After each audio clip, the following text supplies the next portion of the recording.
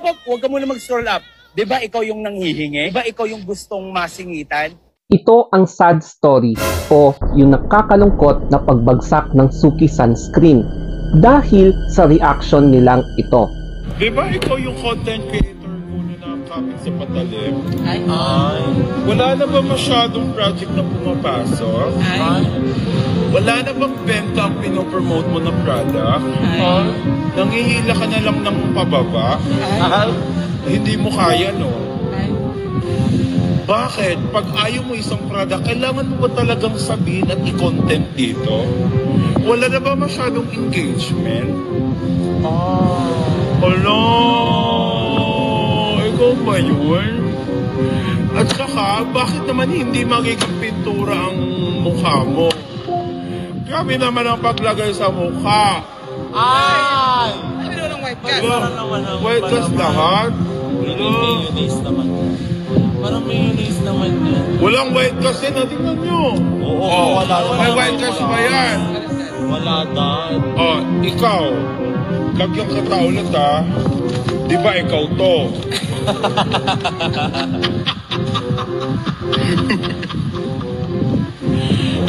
Oh, lalagyan. Unbelievable. Okay? So, eto ang ating Suki UV Defense Sunscreen. Alam niyo naman yan, #1 yan sa buong TikTok shop, di ba? So, di ba naglagay siya? Saan niya nga nilagay yun? Nagbigay kasi ng real talk tsaka honest review si Wear Sunscreen tungkol sa Suki sunscreen na ito na hindi ikinatuwa ng CEO. Para siyang pintura, guys. I hate it. Kakaroon siya ng white cast and peeling, guys. Ayan o. Ayan o. Para nagbabalat-balat yung face mo. Binudo niyo ako, guys, to try this sunscreen. Pero ito yung itsura niya. Ito yung merong sunscreen. Ito yung wala. Okay. Kung hiyang ka sa sunscreen na to, please continue using it. So guys correct me if I'm wrong. Baka mali lang yung tinype ko. Tinype ko yung name ng sunscreen. By the way, this is the Suki sunscreen. And nang chinek ko, no records found. Again, baka iba lang yung name.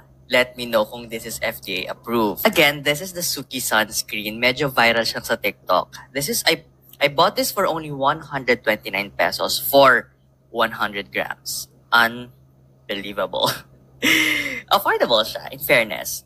So, hindi siya FDA notified. I don't know kung SPF tested din to. Mga nakakaalam, let me know. Baka napatest na to. Pero guys, nung nag-research ako, wala akong nakitang SPF kineme. So, maglalagay lang tayo ng konti. Konti muna ha. Kahit hindi naman ito yung right amount of sunscreen na dapat nilalagay mo. Ganyan siya. So, sa una, white na white siyang ganyan. Yan. Medyo mahirap siyang i-blend sa skin. Ayan siya. Para siya. At pati ang mga angels ni Suki Sunscreen nag-react din. At ito ang kanilang mga nabitawang salita towards kay Wear Sunscreen. Sinisisi niya sa product yung malibag niyang mukha.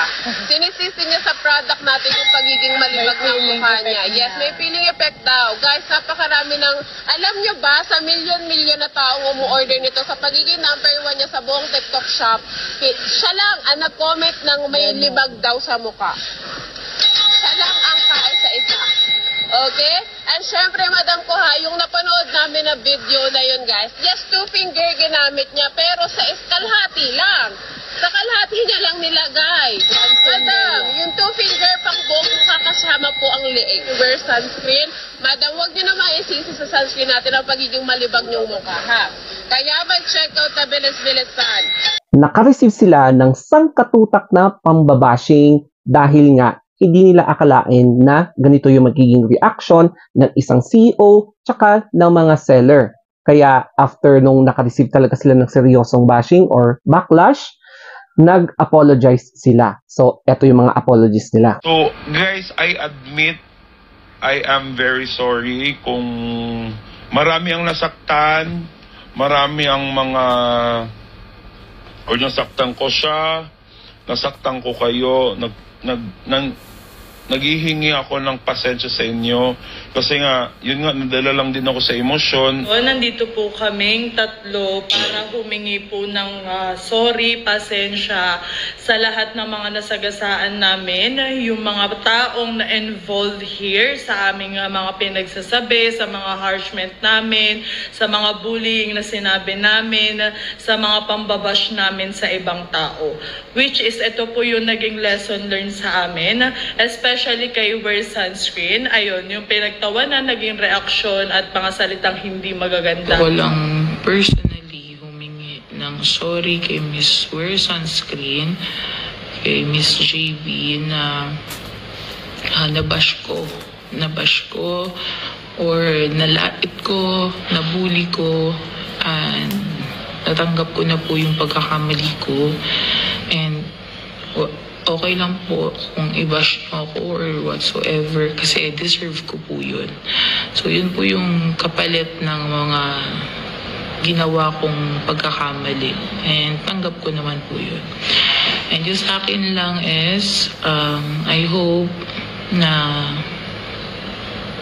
Ang hawak ko ngayon ay etong Suki Sunscreen with SPF 50 na alam nyo ba na nagkaroon din ako ng product review. Tapos binili ko talaga to directly from sa TikTok shop ng Suki Sunscreen sa TikTok. So mapapansin nyo, dalawa siya. Kasama ng bundle na to, no? Hindi lang ito yung dumating, kundi package siya. May soap, tsaka meron pang isang product. So parang 4 na product. So after 1 month, ano nang kaya ang nangyari sa Suki Sunscreen? Kung titignan natin dito sa TikTok shop, meron pa rin itong Suki Sunscreen. Tapos kung i-scroll up natin, meron pa rin, no? Ito. And then, meron din ito. Kaya, I'm not sure kung galing sa or parang retailer ng original na owner or I'm not sure. Pero, makikita natin na meron pa rin nagbebenta. Naglabas na ng advisory ang Food and Drug Administration, health warning against the purchase of Suki Sunscreen. So, i-click natin ito. And ang mangyayari dito is mababasa natin yung FDA. So, legit na FDA website to, ha. So, ayan, FDA advisory, public health warning against the purchase and use of unauthorized cosmetic Suki Skin Essentials. UV Defense Sunscreen SPF 50. So, ito yung kanilang advisory, no?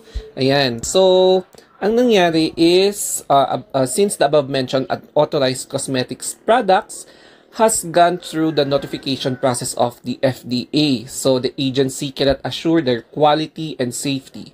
So, the use of such violative product may pose health risk to consumers. So, dito natin i-base.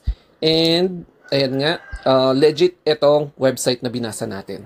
Alam mo ba na nagsimula din ako sa pag-vlog by means of reviewing products. So, katulad nito, and kapag nag-product review ako, binabasa ko talaga yung contents, tine-check ko din yung mga FDA. So, makikita nyo dito, no? Yan yung review. Yung mga nire-review kong products. Tapos, syempre, nagbibigay ako ng either positive or negative reviews.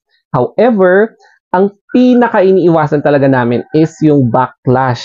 Kasi, hindi mo talaga may iwasan na madadala ng emosyon yung mga product owners.